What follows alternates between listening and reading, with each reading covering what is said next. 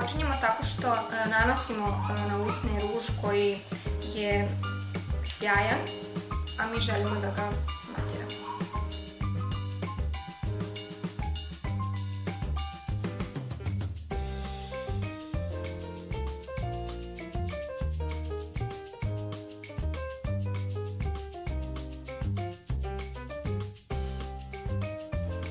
Kada smo nanele, to treba da izgleda ovako, sjajno.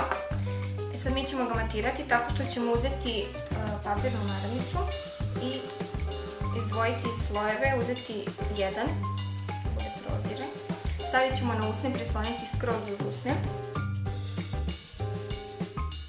a zatim uzeti puder u kamenu ili puder u prahu i jednu četku,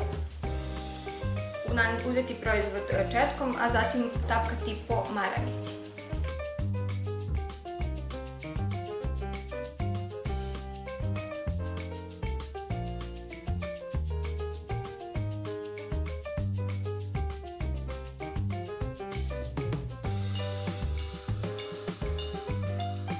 Na ovaj način skinuli ste deo proizvoda, samim tim i produžili trajnost ovog što je ostalo, a i postao je mat. Koliko vam se ne dopada, koliko smo smanjili sjajnost karmina, možete postupak ponoviti. Meni je ovo sasvim dovoljno, pa ću ostaviti ovako. Nadam se da vam se ovaj brzinski trik dopao i da ćete isprobati.